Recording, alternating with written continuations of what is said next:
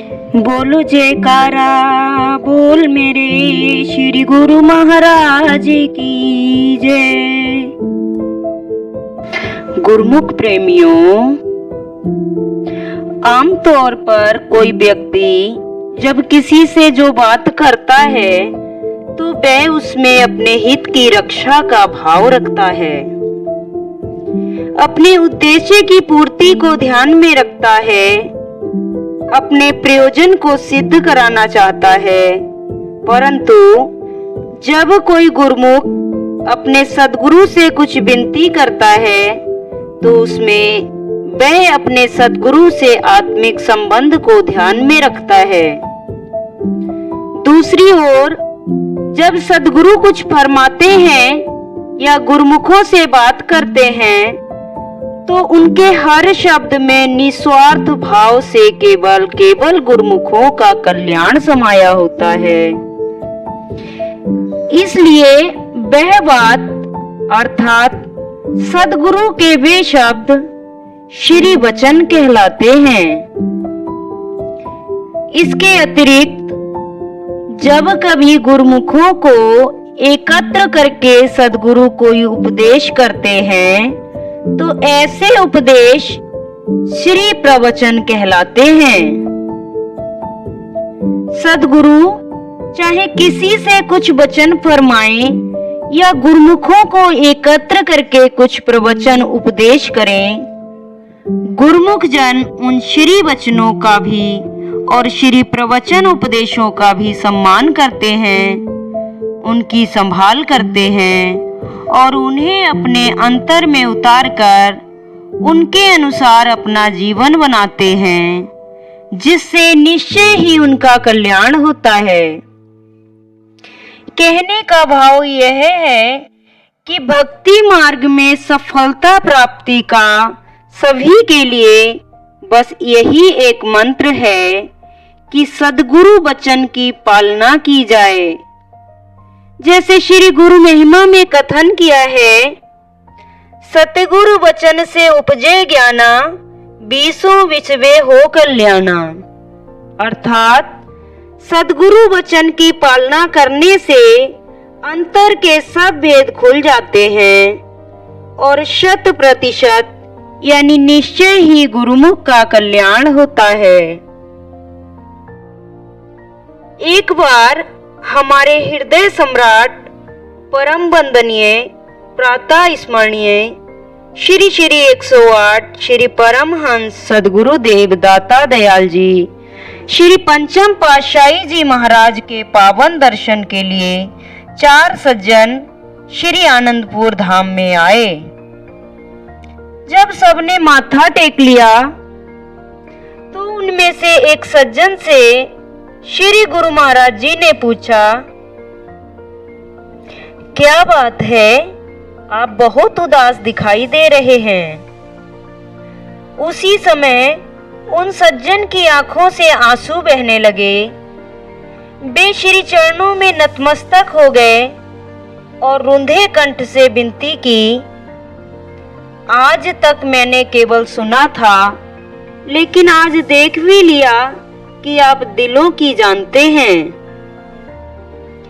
क्योंकि वे सज्जन किसी कारणवश बहुत परेशान थे और ज्यों ही अंतर्यामी श्री गुरु महाराज जी ने अपनी शीतल वाणी से उनसे पूछा तो उन्होंने अपने हृदय की सब व्यथा श्री चरणों में निवेदन कर दी। महापुरुष तो किसी को भी दुखी देखकर द्रवित हो जाते हैं और उसे सुख शांति की प्राप्ति का मार्ग बता देते हैं। अतः श्री गुरु महाराज जी ने फरमाया, हमारी बात मानोगे तो हमेशा सुखी रहोगे।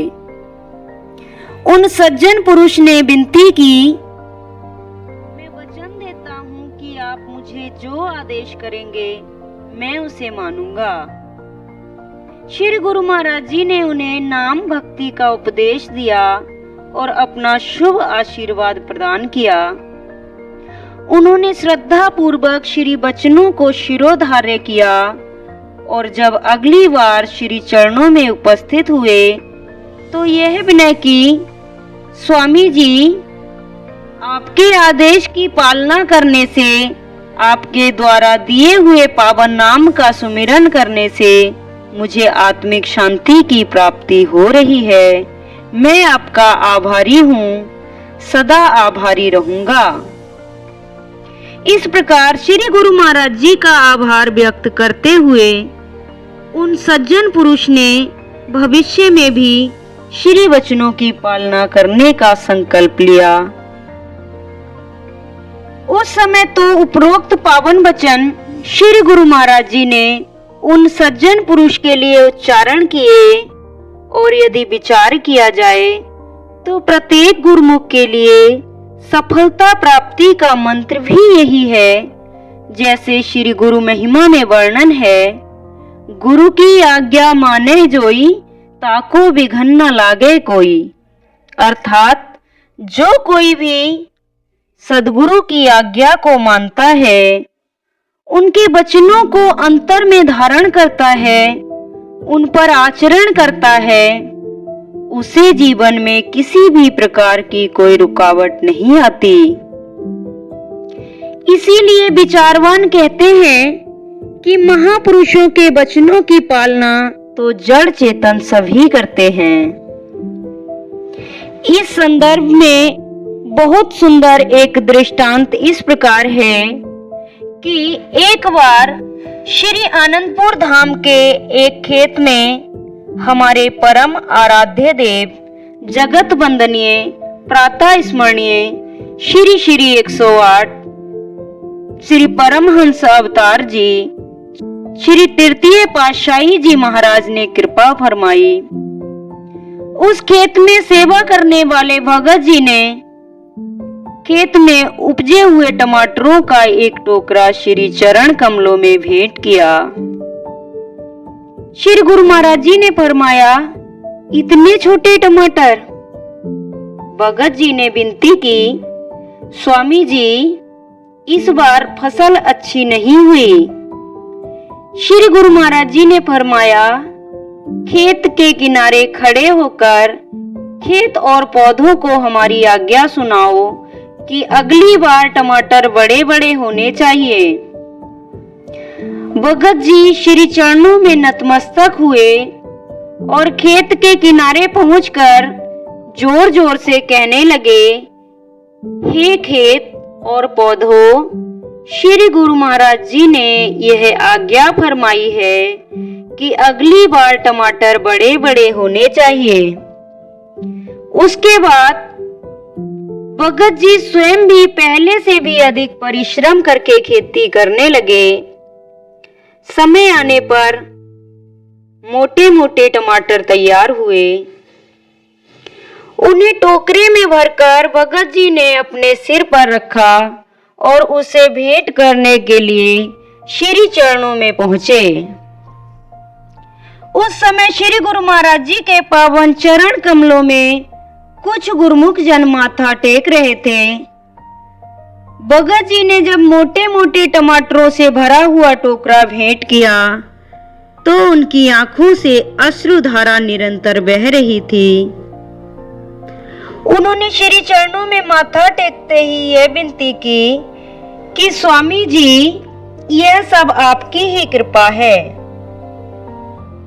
तो श्री गुरु महाराज जी ने टोकरे में से एक टमाटर उठाया, बहुत ही प्रेम से भोग लगाया और उन भगत जी को देते हुए फरमाया, वाह जी वाह, अब यहाँ से जाकर खेत और टमाटर के पौधों को हमारा यह संदेश भी सुना दो कि हम बहुत खुश हैं।